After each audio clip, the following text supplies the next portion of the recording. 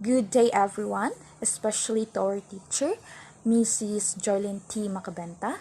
By the way, we are the group 4 and our topic is all about mental retardation.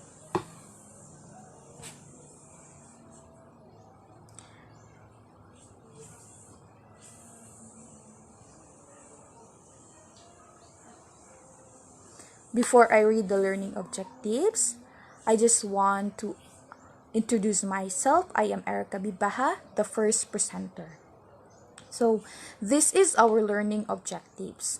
At the end of this video discussion, learners will be able to A. Define mental retardation. B. Identify its causes and symptoms. C. Fully recognize their capabilities and understand their difficulties in learning. D.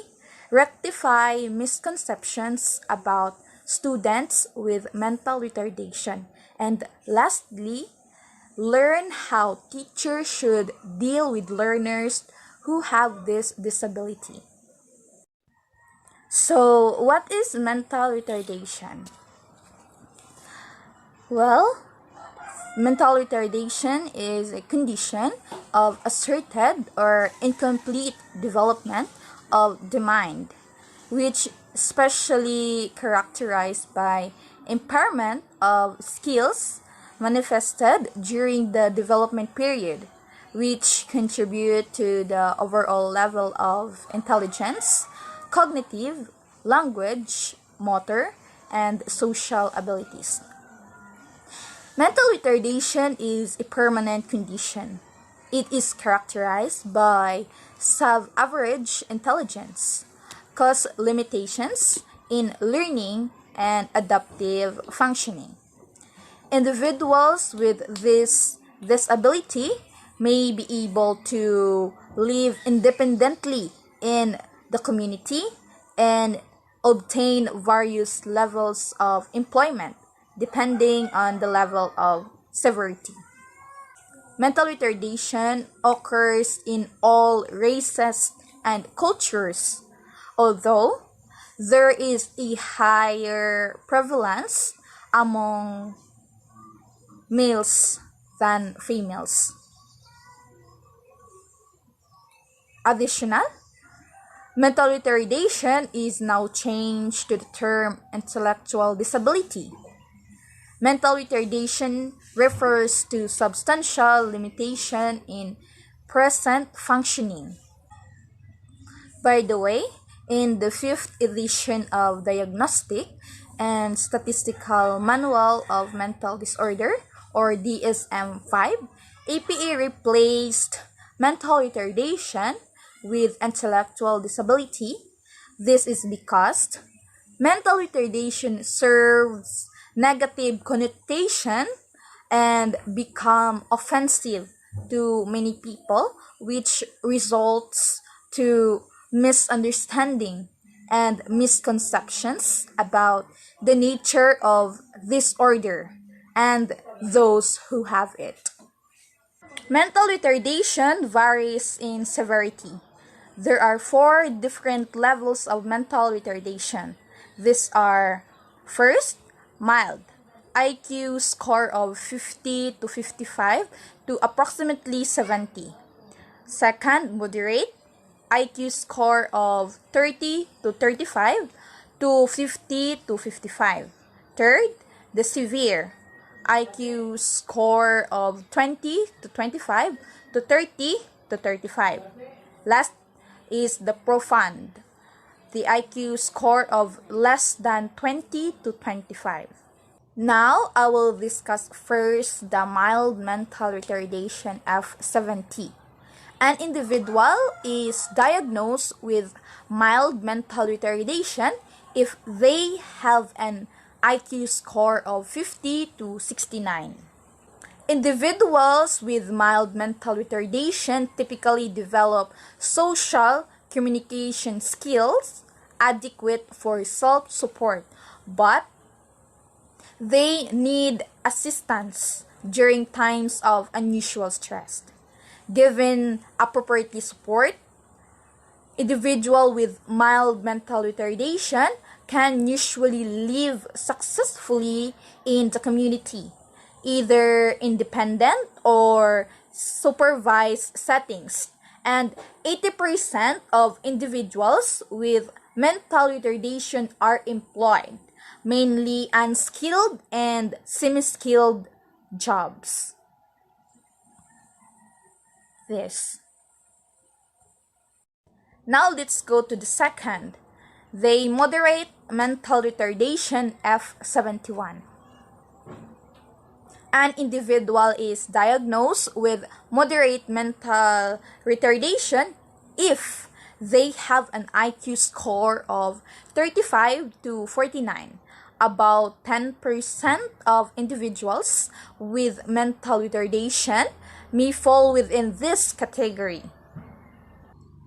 Individuals with moderate mental retardation can generally acquire adequate communication skills and benefit from social and occupational skills training, but their academic level does not usually progress beyond the second grade level.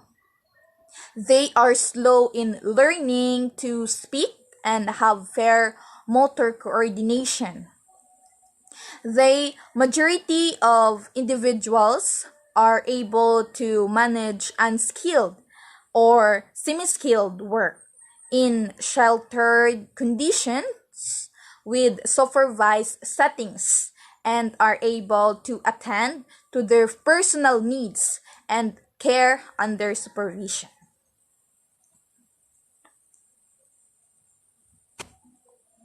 Next is the severe mental retardation F72. An individual has severe mental retardation if they have an IQ score of 20 to 34. Approximately 3 to 4% of an individual with mental retardation fall within this category. Individual with severe mental retardation may learn to talk and communicate, although they have only limited speech skills and vocabulary. The individual can contribute to simply and self-care tasks under close supervision. In motor coordination, their motor coordination is poor. Most live in a group homes or with their families. However, the likelihood of neurological, neuromuscular, visual, auditory, and cardiovascular conditions in severe mental retardation may require specialized nurse or other care. This.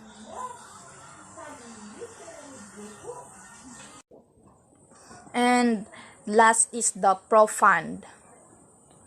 The IQ score of less than 20 to 25 constitutes approximately 1 to 2% of person with profound mental retardation.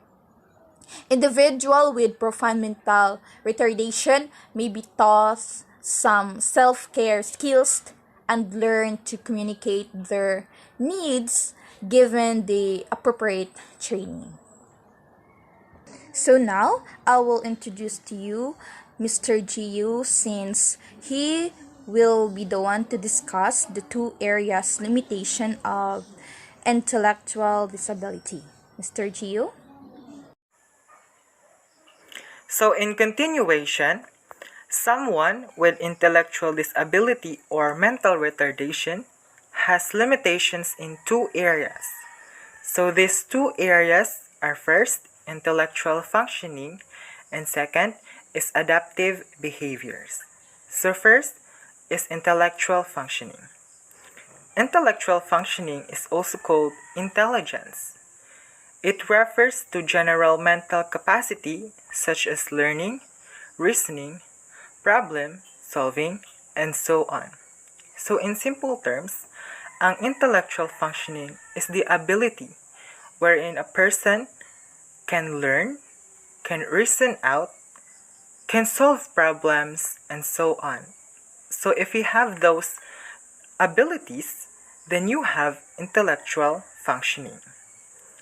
IQ, or intelligence quotient, is measured by an IQ test. The average IQ is 100, with the majority of people scoring between 85 and 150. So the average IQ kuno sa kada tao is 100.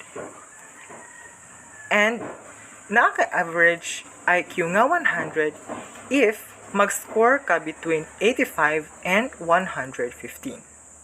Meanwhile, a person is considered intellectually disabled if they have an IQ of less than 70 to 75. So on the other hand, considered nga intellectually disabled ang isa ka person kung mag-score sila og less than 70 to 75. Next, we have adaptive behaviors. Adaptive behaviors is the collection of conceptual, social, and practical skills that are learned and performed by people in their everyday lives. So adaptive behaviors is the skills that we needed in our day-to-day lives. Practical skills, social and conceptual skills na kinahanglan para ma-perform ang isa ka tawo sa everyday niya nga life. To measure a child's adaptive behaviors, a specialist will observe the child's skills and compare them to the children of the same age. Things that may be observed include how well the child can feed or dress themselves, how well the child is able to communicate with and understand others, and how the child interacts with the family, friends, and other children of the same age. So there's a quote by Harold S. Kushner. When a mentally retarded child is born, the religious question we often ask is, why does God let this happen? The better question to pose is to ask, what kind of community should we be so that mental retardation isn't a barrier to the enjoyment of one's full humanity? So no, tinuod ang quote wherein instead nga moasta nga nung nahitabo na sa isa ka bata nga na siya mental retardation, we should ask na lang what kind of community would be we so that ang mental retardation is dili babag sa kalipayon sa isig katao. So yeah, let us remember this quote, precious quote by Harold S. Kushner. Now, the following areas may show signs of adaptive behavior deficit. So we will tap first infancy and early childhood. So the areas are sensory motor development. When we say sensory motor, it involves our sensory functions and motor functions. So our senses will be affected by the intellectual disability. The way we sense, our hearing, smell, and so on and so forth. Next is the communication skills. Maapektuhan sa the way mo communicate ang mga bata sa isig katao. Self-help skills. When we say self-help skills, these are abilities that children gradually attain to give themselves independence. So example ani is getting dressed, getting bath, and brushing. So ma-acquire nila through mimicking older people like their parents, and so on and so forth. And lastly is ang ilang socialization. Ilang socialization skills, the way sila mo socialize other people. Next, we will tap on in childhood and early adolescence. So there are three areas. First, application of basic academic skills in daily activities. So academic skills involves basic writing, reading, solving. So those are the basic academic skills. Next is application of appropriate reasoning and judgment in mastery of the environment. So appropriate reasoning, reasoning out, and judgment, the way mo judge sa ilang environment. Lastly is social skills, the participation in group activities and interpersonal relations. So the way sila mo socialize, maapektuhan sad na, and their interpersonal relationship with others. And lastly, in adolescence and adult life. So there are two areas. First, the vocational. When we say vocational, relating to occupation and skills. Since adult and adolescence life man, so magtrabaho naman ta, hindi kadako nato. So ang atong occupational skills is maapektuhan. And last is the social responsibilities. Ang iyang responsibilidad sa isig katawo, sa iyang pamilya, and so on and so forth.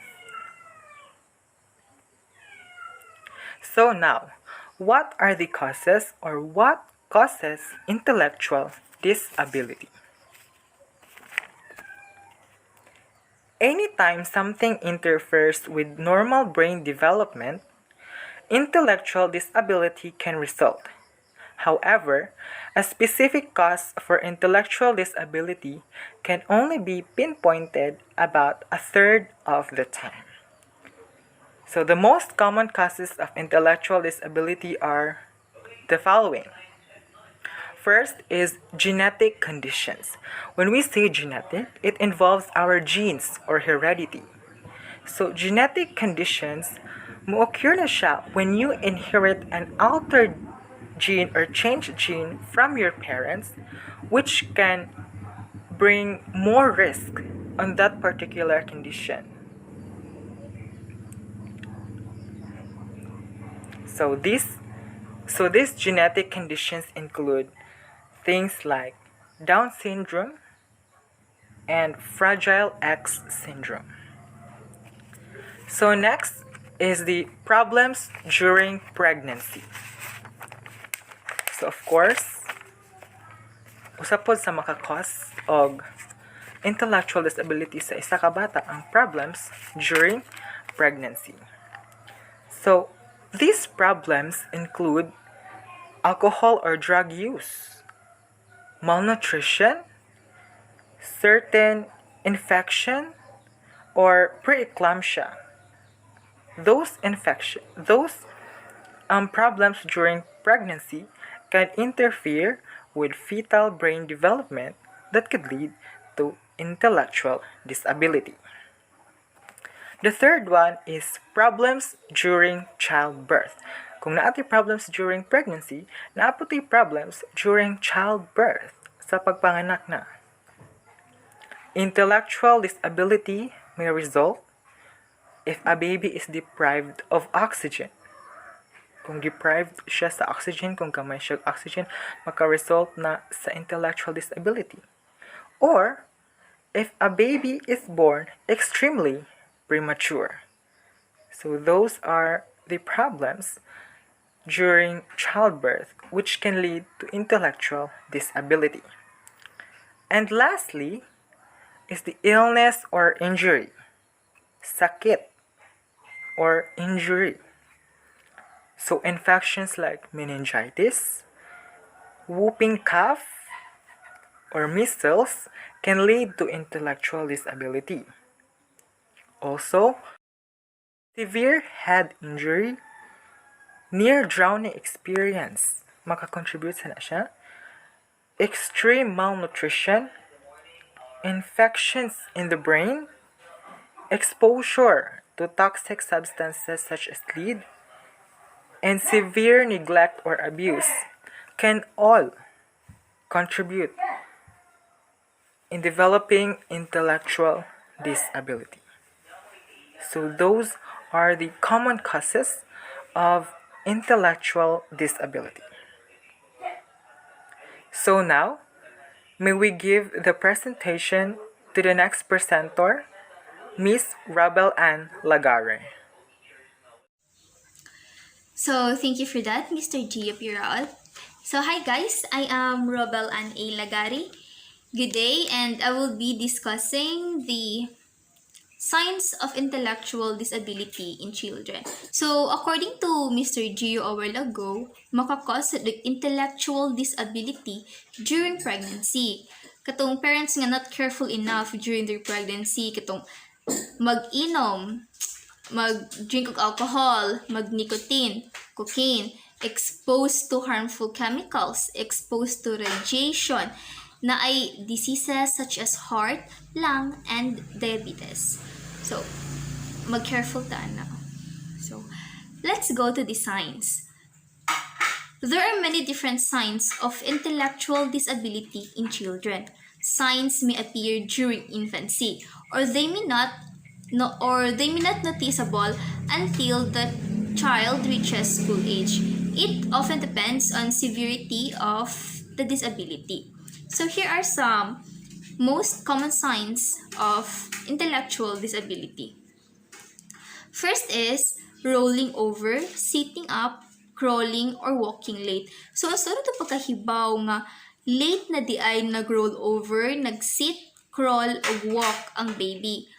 So, 2 months, mag-start nag-roll over ang baby. Side to side na siya nga mag-roll over. Then, 6 months, sila mag-start na og crawling, maka-sit up na sila with a little help, and around 9 to 12 months, maka-walk na sila. So, next is talking late or having trouble with talking. 2 years ang kinatugayan nga ang baby dili pa makasturya or having trouble with talking. Maybe because they have language delay. They still don't meet the language developmental milestones for their age. But there is a difference when a baby has intellectual disability. If that baby is talking late or having trouble with talking, pero kung imo siyang tawgon sa ihang pangan, makalingi siya, muling siya nimo, and if naka-instruction iingon niya, mo follow siya, then that's normal. Na-delay na jud iyahang language development.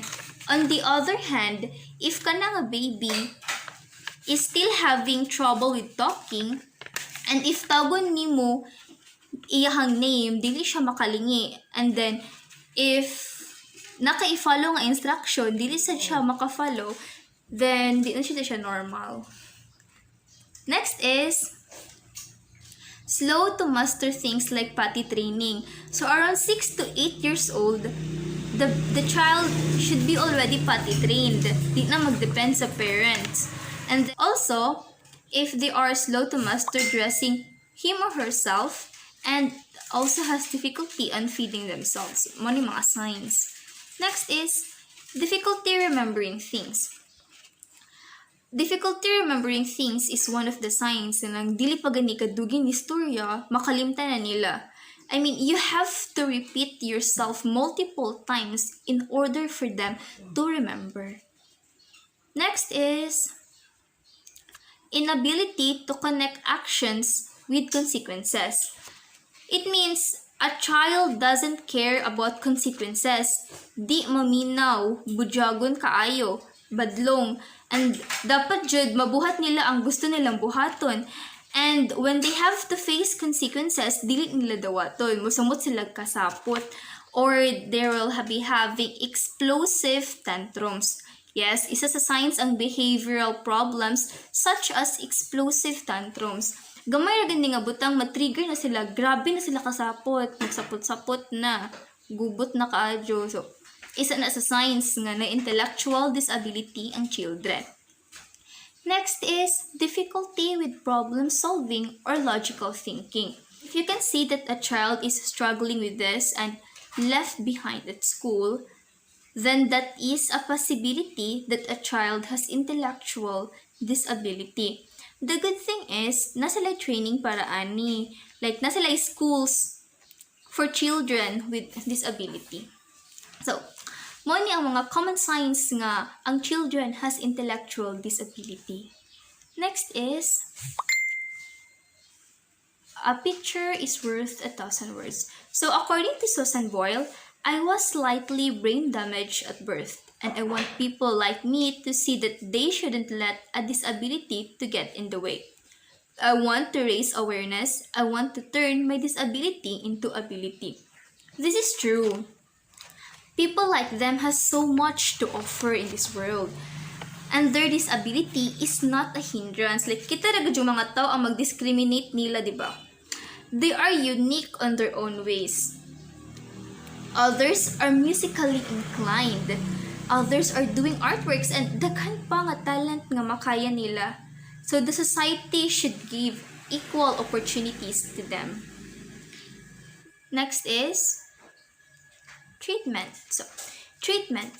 The treatment of mental retardation is predominantly non-medical. It involves education to achieve maximal learning potential, habilitation, vocational training, and normalization of social and recreational activities. So, the treatment for mental retardation is not designed to cure. Dili na mawa ang mental retardation. Rather, therapy goals include reducing safety risk like helping an individual maintain safety at home or school, and teaching appropriate and relevant life skills. Intervention should be based on specific needs of individuals and their families with the primary goal of developing the person's potential to the fullest. And maghatag na silang tambaw para sa ilahang comorbidities like aggression, ilahang mood disorders, self-injurious behavior, and other behavioral problems and convulsions. So, maghatag sila tambaw para na ingon totally nga ma-cure ang mental retardation. So, let's hear our next reporter, Miss Glyza Diaz. Thank you, Ms. Robel-Ann, for a wonderful presentation. Once again, I am Glyza G. Diaz from BSN Social Studies 2 and the last reporter from the group report, Mental Retardation. So for now, I would like to discuss to you the misconceptions about mental retardation, unmasking facts about mental retardation. Number 1, intellectual disability or mental retardation is a hereditary problem. Fact: mental retardation is not hereditary. It is very common for some to believe that mental retardation is passed through genes. But according to researches, mental retardation is not passed through genes and is not hereditary. But mental retardation can be prevented. There are many reasons for some to develop mental retardation.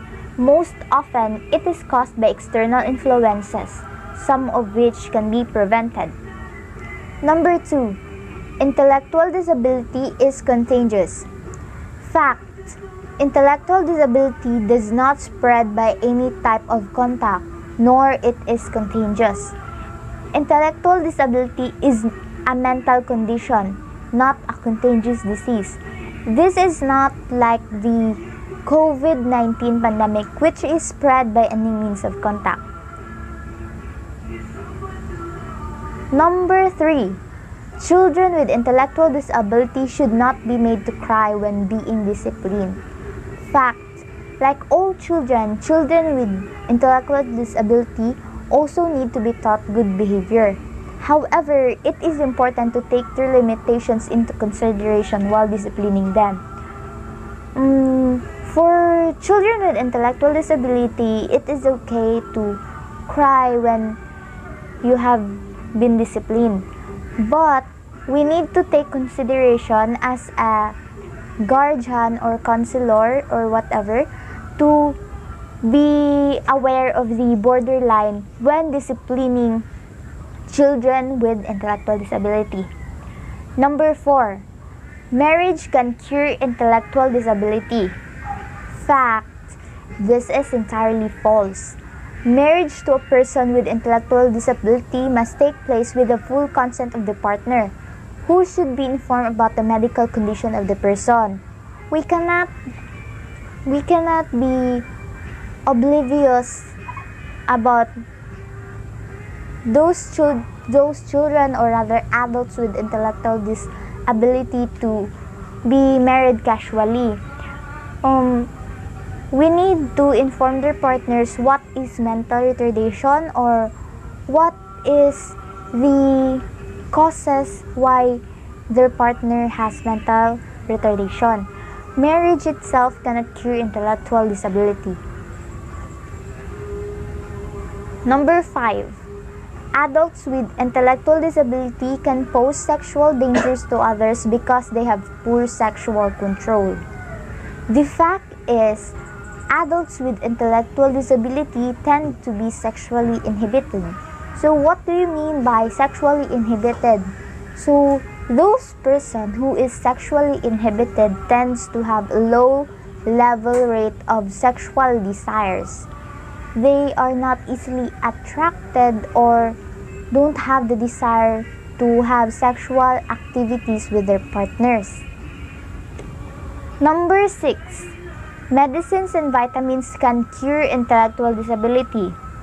Fact: when intellectual disability is caused by a treatable condition, appropriate treatment of that condition can cure it. There are, however, no records of tonics that can stimulate a damaged brain. Number 7. Bad deeds. Number 7. Bad deeds or karma of parents from a previous life can cause intellectual disability. Fact: intellectual disability, as what I've said earlier, is a mental condition, and parents and caregivers need support from the community. Mental retardation is not caused by bad deeds or karma of parents from the previous life.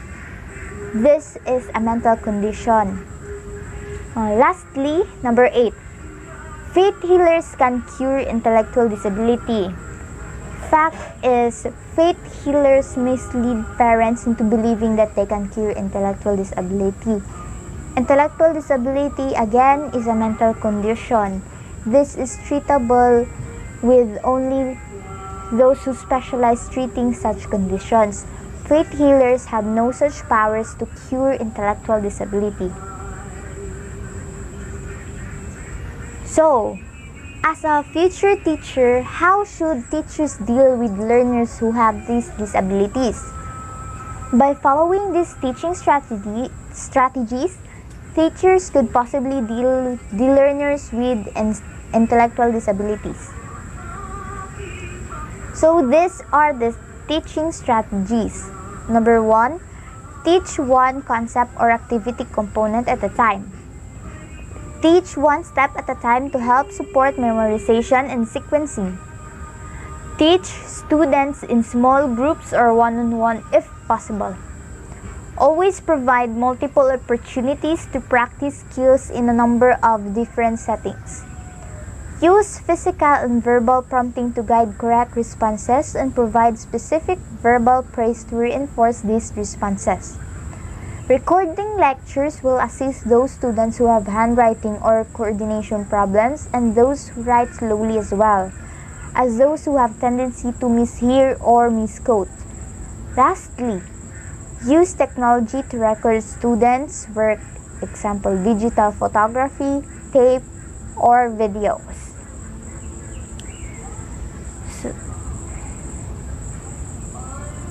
So that's all, and thank you.